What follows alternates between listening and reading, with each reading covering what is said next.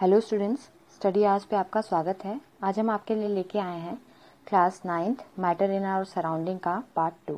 इससे पहले हम लोगों ने पार्ट 1 किया था, जिसके अंदर हम लोगों ने properties of solid, liquid, gases and plasma और साथ ही साथ बोस-आइंस्टाइन कंडेंसेट के बारे में पढ़ा था। आज हम उसी के आगे स्टार्ट करेंगे। अगर आपको हमारा वीडियो पसंद आए तो प्लीज़ लाइक कीजिएगा, शेयर कीजिएगा and subscribe to our channel. तो आइए स्टार्ट करते हैं। इस पार्ट के अंदर हम कौन कौन सा टॉपिक पढ़ेंगे, पहले उसके बारे में देख लेते हैं। इस पार्ट के अंदर हम लोग ब्राउनियन मोशन, डिफ्यूजन के बारे में पढ़ेंगे, कोहेंशन, एडहेशन, रिजिडिटी, फ्लूइडिटी के बारे में पढ़ेंगे। ये सब क्या होता है उसके बारे में पढ़ेंगे और साथ ही साथ हम लोग common unit and SI unit of temperature के बारे में पढ़ेंगे। Common unit and SI unit of temperature के बारे में पढ़ेंगे, उसको कैसे कन्वर्ट करते हैं उसके बारे में पढ़ेंगे, और change of state of matter, किसी भी मैटर का स्टेट कैसे चेंज करते हैं उसके बारे में पढ़ेंगे, और किस किस तरह से हम लोग स्टेट चेंज कर सकते हैं वो भी हम लोग देखेंगे। ठीक है, और लास्ट का हम लोग का जो टॉपिक होगा वो लेटेंट हीट होगा। तो आइए स्टार्ट करते हैं पहले टॉपिक से। पहला टॉपिक है आपका ब्राउनियन मोशन। ब्राउनियन मोशन क्या होता है? The zigzag movement of a small particle suspended in liquid और gas is called as Brownian motion. जो भी छोटे छोटे पार्टिकल्स होते हैं जो आपके लिक्विड में या फिर गैस में आपको नजर आते हैं और जो हमेशा जिग-जैग मूवमेंट करते रहते हैं, उसी को हम लोग ब्राउनियन मोशन कहते हैं। तो एक तरह से जो जिग-जैग मूवमेंट होता है छोटे छोटे पार्टिकल्स का, उसको हम लोग ब्राउनियन मोशन कहते हैं। एक छोटा सा एग्जाम्पल हम लोग लेते हैं। आपके घरों में रोशनदान होगा, तो वहाँ से जो भी सन रेज आती हैं, सन की लाइट आती है, उसमें छोटे छोटे डस्ट के पार्टिकल्स जो होते हैं वो हमेशा कंटिन्यूअसली मूव करते रहते हैं। जिगजैग मोशन उसी को कहते हैं। तो ब्राउनियन मोशन एक तरह से उसी को कहते हैं। तो ये एक एग्जांपल है ब्राउनियन मोशन का। एक और एग्जांपल है जैसे कि movement of pollen grains in water. अगर आप लोग एक ग्लास पानी लो, ठीक है, और एक किसी भी फ्लावर का पॉलन ग्रेन इस पे अगर आप लोग डाल दो, डस्ट करके इस पे पूरा गिरा दो, तो पानी की सरफेस पे वो पॉलन ग्रेन जो है वो जिगजैग मोशन करता हुआ नजर आएगा। तो वो भी आपका ब्राउनियन मोशन ही है। ठीक है, सेकंड इसमें example movement of dust particle का दे रखा है, जो अभी आपको एग्जांपल मैंने दिया वही है। ठीक है, the third one is tea leave diffusing in water. अगर जब आप चाय बनाते हो तो पानी के अंदर जो टी लीव्स होती हैं, जो चाय पत्ती आप लोग डालते हो, तो उसमें भी जिगजैग मूवमेंट हो रहा होता है, तो उसको भी हम लोग ब्राउनियन मोशन कह सकते हैं। ठीक है, अब आपका नेक्स्ट जो टॉपिक है वो है डिफ्यूजन। डिफ्यूजन क्या होता है? तो सबसे पहले इसकी डेफिनेशन देखते हैं। नेट मूवमेंट ऑफ मॉलिक्यूल्स और atom from higher concentration to lower concentration. ठीक है, अगर कोई किसी मैटर का पार्टिकल यानी मॉलिक्यूल या फिर एटम हायर कंसंट्रेशन से लोअर कंसंट्रेशन की तरफ जाता है, सपोज यहाँ पे उसका कंसंट्रेशन बहुत ज़्यादा है और यहाँ पे उसका कंसंट्रेशन कम है, तो जब हायर कंसंट्रेशन से वो लोअर कंसंट्रेशन की तरफ जाएगा तो उसी को हम लोग डिफ्यूजन कहते हैं। इसके एग्जाम्पल से हम लोग इसको समझेंगे। एग्जाम्पल क्या है? जैसे कि अगरबत्ती की खुशबू। मान लीजिए आपकी मम्मी ने पूजा वूजा किया है और एक किसी रूम में अगरबत्ती जला रखा है, ठीक है, बट उसकी जो फ्रेगनेंस है, उसकी जो खुशबू होती है, वो आपको दूसरे रूम तक आती है। क्यों आती है, किस वजह से आती है? क्योंकि जो भी अगरबत्ती का फ्रेगनेंस होता है, ठीक है, वो एयर पार्टिकल्स के साथ मिलके और आप तक पहुंचता है। जिस रूम में मम्मी ने पूजा किया है वहाँ पे उसका अमाउंट, वहाँ पे उसका कंसंट्रेशन क्या है? बहुत ज़्यादा है, और आपके वाले रूम में उसका कंसंट्रेशन क्या है? कम है, लो कंसंट्रेशन है। मम्मी ने जहाँ पूजा किया है वहाँ पे जो कंसंट्रेशन है वो ज़्यादा है। सो फ्रॉम हायर कंसंट्रेशन यानी मम्मी वाले रूम में से आपके रूम में फ्रॉम लोअर कंसंट्रेशन, इसी को हम लोग क्या कहते हैं? डिफ्यूजन कहते हैं। ठीक है, कुछ पॉइंट्स हैं, इसके बारे में देख लेते हैं पहले। Fastest in gases, slowest in solid. अब गैसेस में फास्टेस्ट क्यों होता है? तो इससे पहले वाले पार्ट में हम लोगों ने पढ़ रखा था, जो गैस पार्टिकल्स होते हैं वो बहुत दूर दूर होते हैं। ठीक है, इनमें फोर्स ऑफ अट्रैक्शन बहुत कम होता है। जब फोर्स ऑफ अट्रैक्शन आपका कम होगा, दैट मीन्स पार्टिकल्स एक दूसरे से बॉन्डेड नहीं रहेंगे, आसानी से बहुत अच्छी स्पीड में इधर उधर मूव करते रहेंगे। तो जब पार्टिकल्स का मोशन अच्छी तरह से हो सकता है तो इसका मतलब वो आसानी से डिफ्यूज हो सकता है। सॉलिड में जो पार्टिकल्स होते हैं वो क्या होते हैं? अपने प्लेस पे एक तरह से फिक्स होते हैं। तो सॉलिड में क्या होता है? जो पार्टिकल्स होते हैं वो अपने प्लेस पे फिक्स होते हैं वहीं पे वो कॉन्टिन्यूसली मूव करते रहते हैं, बहुत ही टाइटली पैक्ड होते हैं, फोर्स ऑफ अट्रैक्शन ज़्यादा होता है। तो इन पार्टिकल्स का जो मूवमेंट होता है वो बहुत कम होता है। तो जब पार्टिकल्स का ही मूवमेंट कम हो रहा है तो वो एक प्लेस से दूसरी प्लेस में जाने में भी टाइम लेंगे, तो इसीलिए slowest and solid. Second point है light gases diffuses faster than heavy gases. अब जिनका मूवमेंट तेज होगा वो जल्दी डिफ्यूज होंगे, जिनका मूवमेंट धीरे होगा वो लेट से डिफ्यूज होंगे। तो जो हैवी गैसेस होते हैं इसका मतलब उनके मॉलिक्यूल्स, इनके पार्टिकल्स का जो साइज होता है वो बड़ा होता है, और जो लाइट गैसेस होते हैं उनके मॉलिक्यूल्स, उनके पार्टिकल का साइज छोटा होता है। तो मोटे लोग ज़्यादा तेज नहीं चल सकते हैं, पतले लोग तेज चल सकते हैं। तो जब पतले लोग तेज चलेंगे उनका मोशन, उनका मूवमेंट ज़्यादा तेज होगा, तो इसका मतलब रेट ऑफ डिफ्यूजन भी उसमें ज़्यादा होगा। तो लाइट गैसेस में डिफ्यूजन जो होता है वो ज़्यादा होता है और हैवी गैसेस में डिफ्यूजन जो होता है वो कम होता है। थर्ड पॉइंट जो कि इम्पॉर्टेंट है, rate of diffusion is directly proportional to temperature. इसका मतलब अगर आप टेम्परेचर बढ़ाओगे तो रेट ऑफ डिफ्यूजन भी बढ़ेगा। क्यों? क्योंकि टेम्परेचर बढ़ाने से, अगर टेम्परेचर बढ़ाएंगे तो पार्टिकल का मोशन बढ़ना शुरू हो जाएगा, पार्टिकल में मूवमेंट बढ़ना शुरू हो जाएगा, और पार्टिकल अगर जल्दी जल्दी फास्ट मूव करेगा तो उसमें रेट ऑफ डिफ्यूजन भी क्या होगा, वो ज़्यादा होगा। ठीक है। नेक्स्ट पॉइंट है आपका टाइप्स ऑफ डिफ्यूजन। कितने टाइप्स के डिफ्यूजन होते हैं? तो पहला है डिफ्यूजन इन गैसेस। गैसेस का डिफ्यूजन कैसे होता है? एग्जाम्पल एक हम लोगों ने ले रखा था, fragrance of burning incense stick, यानी अगरबत्ती की खुशबू एक रूम से दूसरे रूम में। तो उसमें क्या है, डिफ्यूजन कहाँ हो रहा है? गैसेस में हो रहा है। कौन कौन सी गैसेस में हो रहा है? एक तो इंसेंस स्टिक की जो फ्रेगनेंस है, जो खुशबू है, उसमें किसके साथ हो रहा है? तो गैस पार्टिकल के साथ हो रहा है। गैस के जो gas particle in the sense air, यहाँ पे एयर की बात कर रहे हैं, तो एयर में जो अगरबत्ती है उसकी खुशबू जो है डिफ्यूज हो रही है, तभी वो आप तक पहुंच रही है। ठीक है। सेकेंड है the smell of food being cooked in kitchen. अगर किचन में मम्मी खाना बना रही हैं, अगर आपके पसंद का फेवरेट फूड है तो उसकी भी खुशबू आप तक आ जाती है, तो उसको भी हम लोग डिफ्यूजन इन गैसेस लेंगे। तो ये भी एयर के पार्टिकल्स के थ्रू ही आप तक पहुंचती है। दूसरा है डिफ्यूजन इन लिक्विड्स। लिक्विड में डिफ्यूजन होता है? हाँ बिल्कुल होता है, क्योंकि उसके पार्टिकल्स के बीच में भी थोड़ा थोड़ा स्पेस होता है। गैसेस से कम होता है, सॉलिड से ज़्यादा होता है। तो पहला एग्जाम्पल है आपका स्प्रेडिंग ऑफ इन वाटर, यानी इंक का वाटर में घुलना है। ठीक है। अगर आप 1 ग्लास ऑफ वाटर ले रहे हो और इसमें थोड़ा सा इंक का एक ड्रॉपलेट डाल रहे हो, तो आप देखोगे कुछ देर बाद जो कलरलेस वाटर है वो भी पूरा क्या हो जाएगा, इंक के कलर में रंग जाएगा। ठीक है। तो ये भी एक तरह से डिफ्यूजन है। किसका डिफ्यूजन है? सॉलिड। इंक अगर आप लिक्विड वाला ले रहे हो तो ठीक है, लिक्विड वाला है, लिक्विड है ना, लिक्विड का डिफ्यूजन है।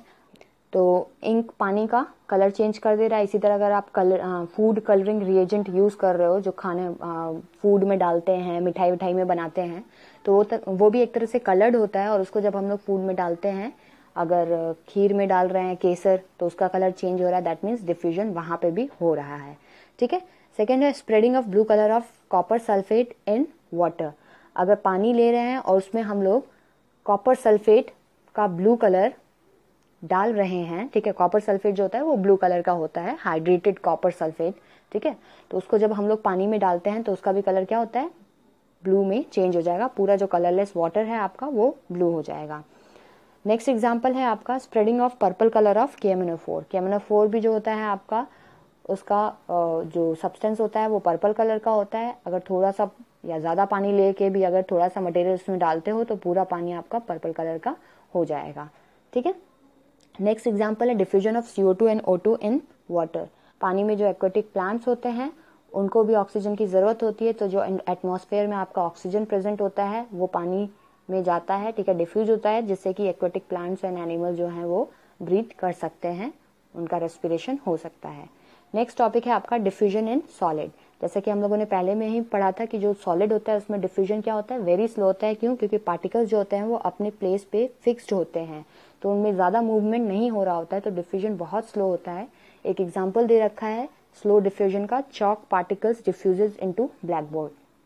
अगर ब्लैक बोर्ड पे छुट्टियों के पहले कुछ लिख के चला जाए, ठीक है, और छुट्टी के बाद अगर आप लोग आके देखते हो तो जो कलर होता है चॉक का वो थोड़ा सा फेड हो जाता है, क्योंकि जो चॉक का पार्टिकल होता है वो ब्लैक बोर्ड के पार्टिकल के अंदर डिफ्यूज हो रहा होता है, तो इसकी वजह से उसका कलर जो होता है वो फेड हो जाता है। लेकिन ये बहुत ही लॉन्ग टाइम टेकिंग प्रोसेस है, तो इसीलिए जो डिफ्यूजन होता है सॉलिड में वो बहुत ही स्लो होता है। नेक्स्ट 2-3 प्रॉपर्टीज हैं, जैसे कि कोहेशन।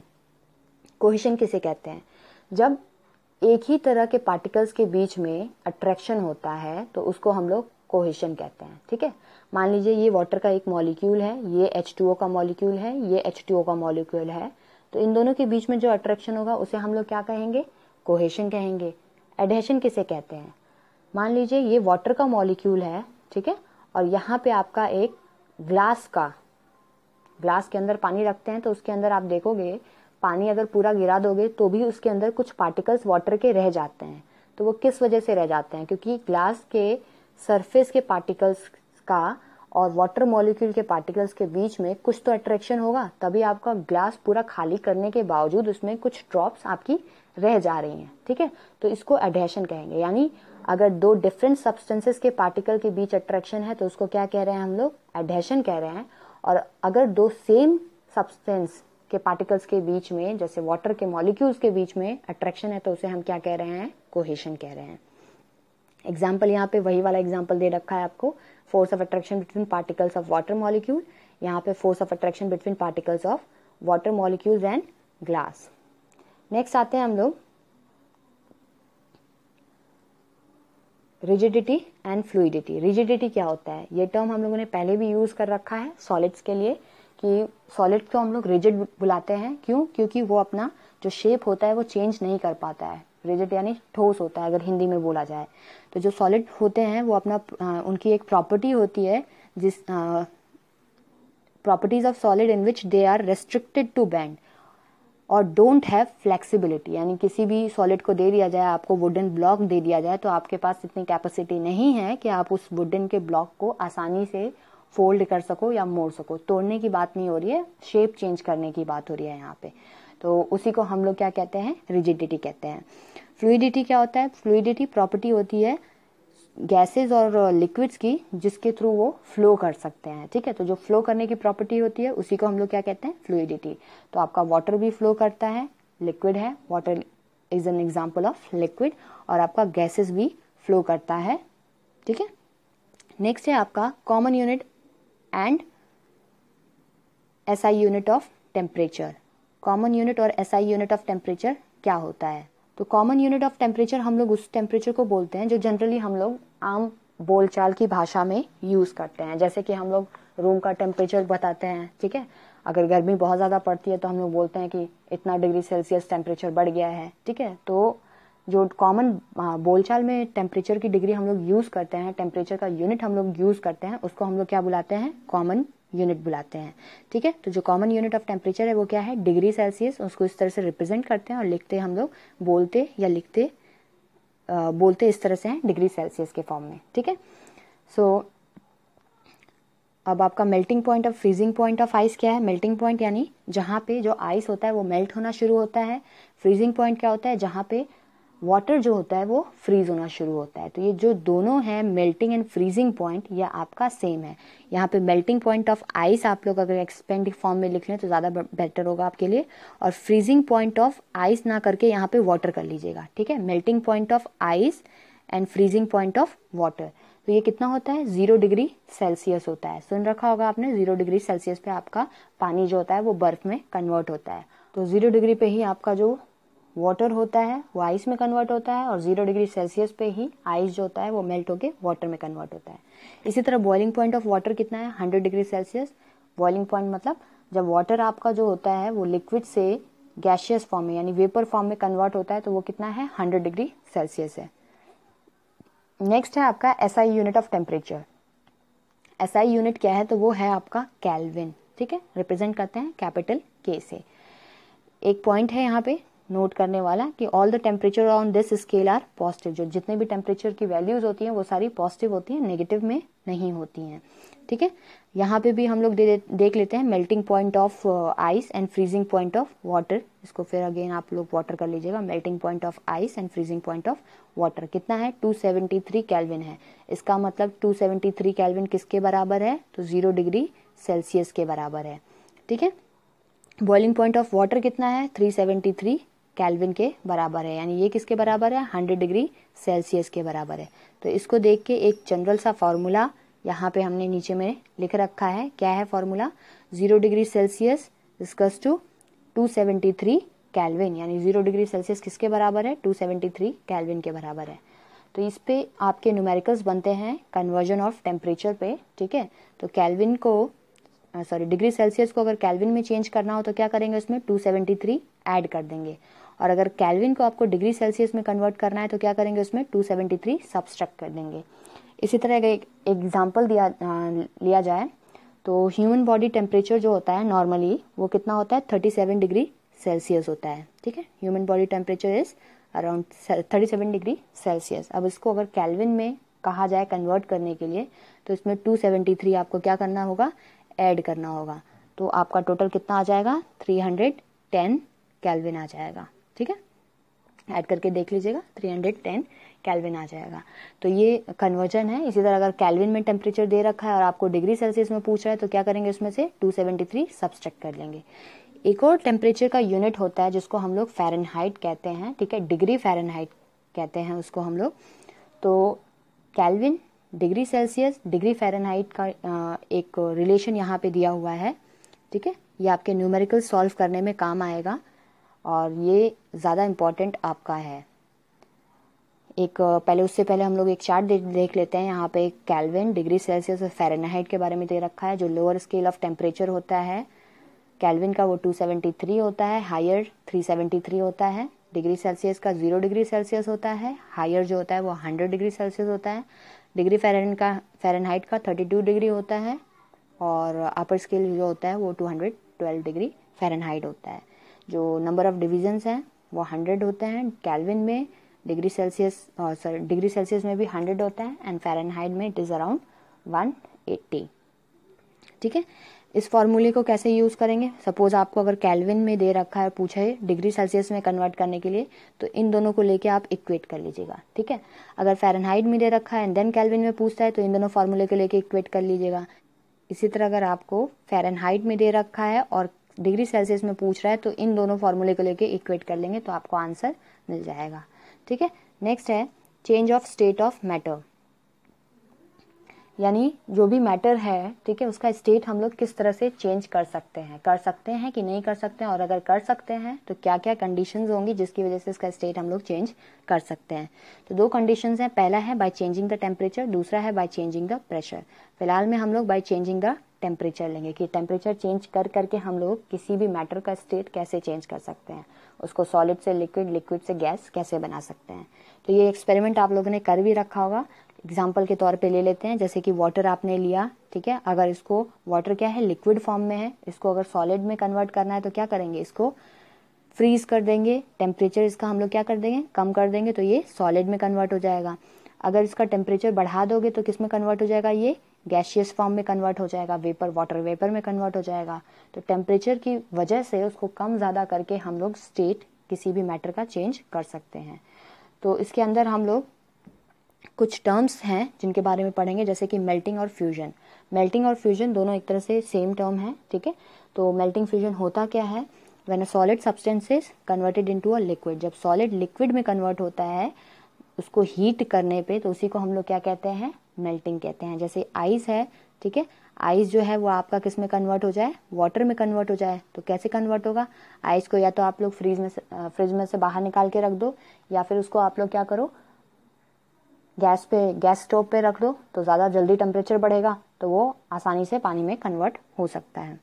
दूसरा है मेल्टिंग पॉइंट क्या होता है, तो ऐसा टेम्परेचर, ऐसा एक पर्टिकुलर टेम्परेचर जिस पे जो आपका लिक्विड है, जिस पे आपका जो सॉलिड है वो किस में कन्वर्ट हो रहा है, लिक्विड में, तो उस टेम्परेचर को हम लोग क्या कहेंगे, मेल्टिंग पॉइंट कहेंगे, ठीक है।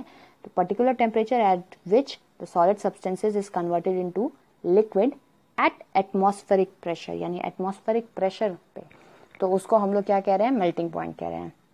2-3 एग्जांपल्स दे रखे हैं। आइस का हम लोगों ने मेल्टिंग पॉइंट ऊपर में देखा था, 0 डिग्री सेल्सियस होता है, वैक्स का 63 डिग्री सेल्सियस होता है, आयरन का 1535 डिग्री सेल्सियस होता है।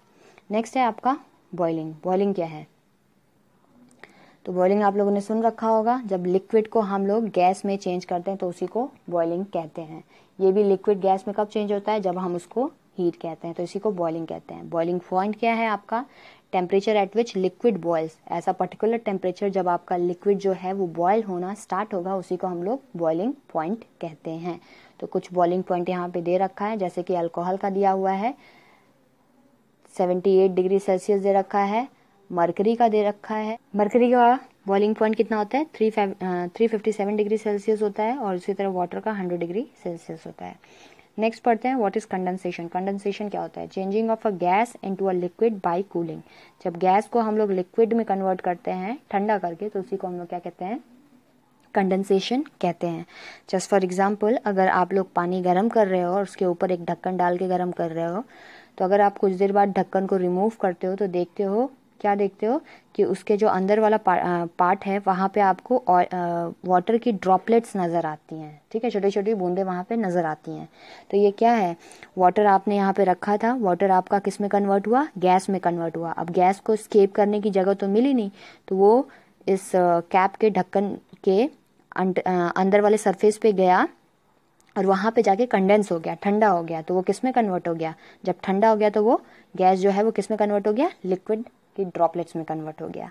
ठीक है, नेक्स्ट है आपका फ्रीजिंग और सॉलिडिफिकेशन। फ्रीजिंग एंड सॉलिडिफिकेशन दोनों सेम है। क्या होता है? जब आप लिक्विड किस में कन्वर्ट होता है आपका? सॉलिड में ऑन कूलिंग। जब लिक्विड आपका सॉलिड में कन्वर्ट होता है तो उसी को हम लोग क्या कहते हैं? फ्रीजिंग कहते हैं। और जिस पर्टिकुलर टेम्परेचर पे ये कन्वर्जन स्टार्ट होता है, उस पर्टिकुलर टेम्परेचर को हम लोग क्या कहेंगे? फ्रीजिंग पॉइंट कहेंगे। जैसे कि वाटर का फ्रीजिंग पॉइंट कितना है? 0 डिग्री सेल्सियस है। तो एक नॉर्मल सा यहाँ पे बना हुआ है चार्ट टाइप का, जिससे हमें पता चलता है क्या क्या है। ठीक है, जैसे सॉलिड जब आपका लिक्विड में कन्वर्ट होता है तो उस प्रोसेस को हम लोग क्या बुलाते हैं? मेल्टिंग। जब लिक्विड गैस में, तो उस प्रोसेस को हम लोग क्या बुलाते हैं? बॉइलिंग। ये कन्वर्जन कब होता है? जब हम लोग सॉलिड को हीट करेंगे तो वो लिक्विड में कन्वर्ट होगा, लिक्विड को हीट करेंगे तो वो गैस में कन्वर्ट होगा।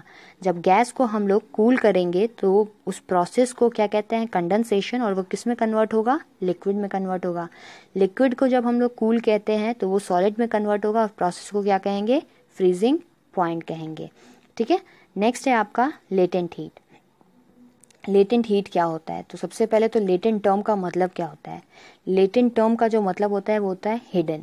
तो लेटेंट हीट जो होता है वो होता है छुपी हुई हीट। ठीक है, यानी हिडन हीट। अब इसका मतलब क्या है? डेफिनेशन क्या है इसका? Heat energy supplied to change the state of a substance without raising the temperature. वो हीट एनर्जी जो आप सप्लाई करते हैं किसी सब्सटेंस को, किसी मैटर को, और जिससे उसका स्टेट चेंज हो लेकिन उसका टेम्परेचर सेम रहे। एग्जाम्पल से समझते हैं हम लोग लेटेंट हीट क्या होता है।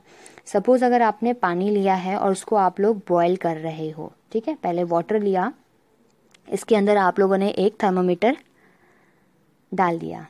ठीक है, तो इनिशियली तो जो नॉर्मल रूम टेम्परेचर पे उसका वाटर का टेम्परेचर है वही रहेगा। ठीक है, बट आप लोग जैसे जैसे उसको हीट करते जाओगे आप देखोगे टेम्परेचर जो है वो रेज होगा।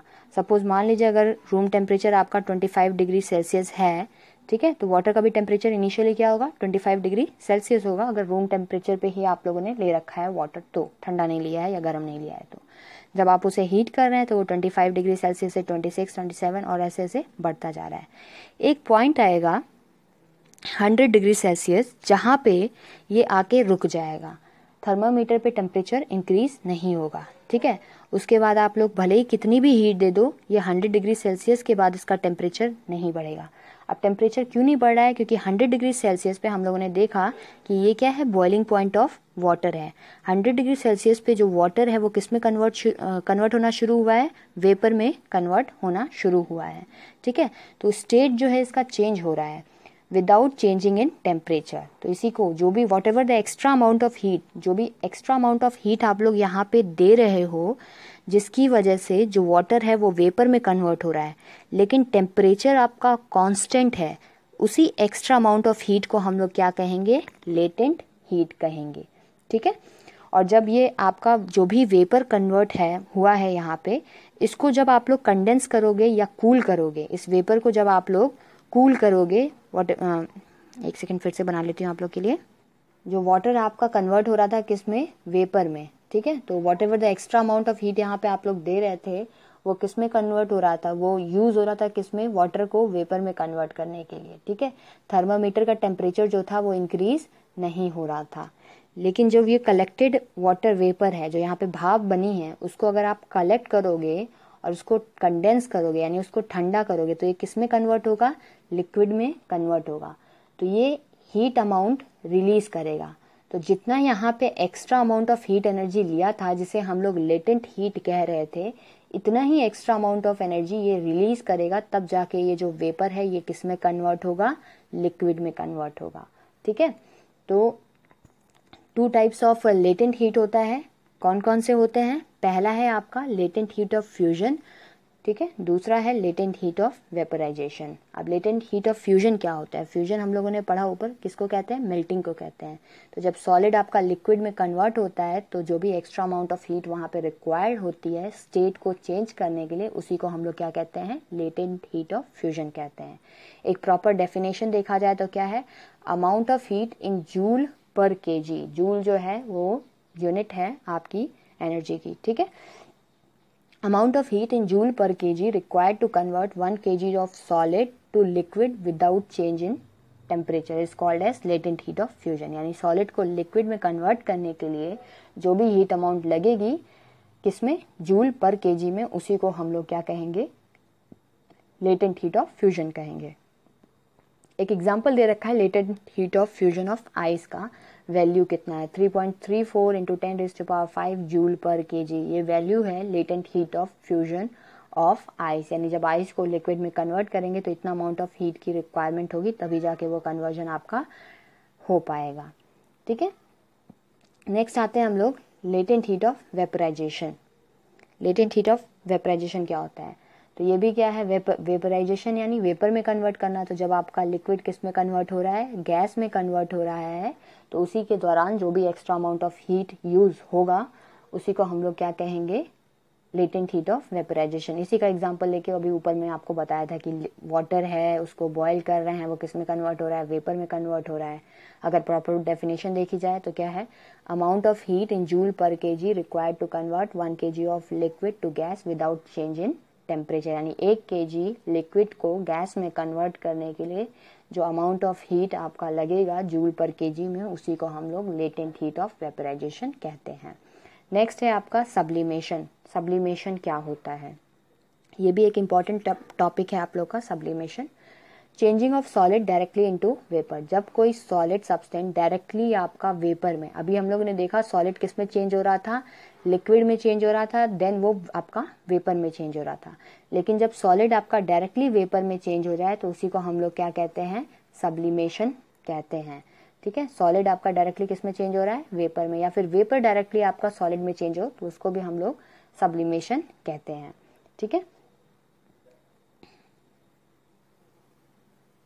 एग्जाम्पल के तौर पे देखते हैं कुछ एग्जाम्पल। आप लोगों ने घर पे ही देखा होगा, जैसे नेप्थलीन बॉल देखा होगा, जो फिनाइल की गोलियां होती हैं जो बॉक्सेस में डाले जाते हैं ताकि कीड़े कपड़े में ना लगे। तो वो भी देखते हैं कि आपने रिसेंटली डाला, 2-3 महीने बाद अगर आप देखो तो उसमें जो फिनाइल की गोली होती है वो छोटी हो जाती है। क्यों, क्योंकि वो जो सॉलिड होता है वो डायरेक्टली वेपर में चेंज हो जाता है। इसी तरह कैम्फर भी एक एग्जाम्पल है। कपूर की गोली भी अगर आप ऐसे खुले में छोड़ दो तो कुछ दिन बाद देखोगे तो उसकी जो गोली होगी वो छोटी हो जाएगी, ठीक है। इसी तरह आयोडीन भी एग्जाम्पल है जो सब्लिमेशन शो करता है, ठीक है। अमोनियम क्लोराइड है जो सब्लिमेशन शो करता है, एंथ्रासीन है जो सब्लिमेशन शो करता है, एंड सॉलिड CO2 जिसको हम लोग ड्राई आइस बुलाते हैं, वो भी आपका सब्लिमेशन शो करता है। इसको ड्राई आइस इसीलिए बुलाते हैं क्योंकि पहले तो ये आइस जैसा दिखता है, ठीक है। जो सॉलिड कार्बन डाइऑक्साइड होता है वो आइस जैसा दिखता है, लेकिन जब ये कन्वर्ट, इसको जब हीट करते हैं हम लोग, तो ये जो सॉलिड है डायरेक्टली किस में कन्वर्ट हो जाता है, वेपर में कन्वर्ट हो जाता है। तो इसमें लिक्विड वाला फेज जो होता है वो मिसिंग होता है, तो इसीलिए हम लोग ड्राई बुलाते हैं, इसको वेट नहीं बुलाते हैं, क्योंकि लिक्विड वाला फेज ही इसमें नहीं आता है। तो ये भी एक एग्जाम्पल है सब्लिमेशन का। ओके, अब 2 टर्म्स हैं यहाँ पे, सब्लाइम एंड सब्लिमेट। क्या होते हैं ये sublime and sublimate? Solid substances which undergo sublimation. जो सॉलिड सब्सटेंस है जिसका आप लोग सब्लिमेशन करके उसको गैस में कन्वर्ट कर रहे हैं, तो उसको हम लोग क्या कहते हैं, सब्लाइम कहते हैं। सब्लिमेट क्या है? Solid obtained by cooling the vapours of the solid.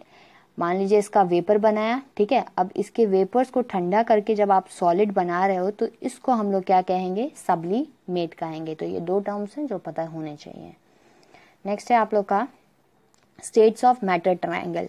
जो अभी तक ऊपर में पढ़ा उसी का एक मैटर ट्रायंगल के फॉर्म में दे रखा है। ये सॉलिड है, लिक्विड है, गैस है, ठीक है। जब सॉलिड गैस में कन्वर्ट होता है डायरेक्टली, जब सॉलिड गैस में कन्वर्ट होता है तो उसको क्या कहते हैं, सब्लिमेशन कहते हैं। गैस अगर सॉलिड में कन्वर्ट होगा तो उसको भी हम लोग सब्लिमेशन कहेंगे।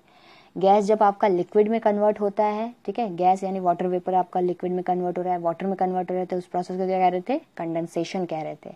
अगर लिक्विड आपका गैस में कन्वर्ट हो रहा है तो उसको हम लोग बॉइलिंग कह रहे हैं। अगर सॉलिड आपका लिक्विड में कन्वर्ट हो रहा है तो उसको हम लोग मेल्टिंग कह रहे हैं। और लिक्विड अगर आपका सॉलिड में कन्वर्ट हो रहा है यानी पानी जब आपका आइस बन रहा है तो उसको हम लोग फ्रीजिंग कह रहे हैं। तो आप वाटर के एग्जाम्पल को कंसिडर करके ये सारे टर्म्स याद कर सकते हैं। कोई नई चीज़ नहीं है, ये आपके डे टू डे लाइफ में आपने बहुत देख रखा है। तो आज के लिए हमारा बस इतना ही था। थोड़ा सा और छोटा टॉपिक बचा हुआ है जो हम नेक्स्ट पार्ट में ले लेंगे। अगर आपको हमारा वीडियो पसंद आए तो प्लीज़ लाइक कीजिएगा, शेयर कीजिएगा and subscribe to our channel. Thank you.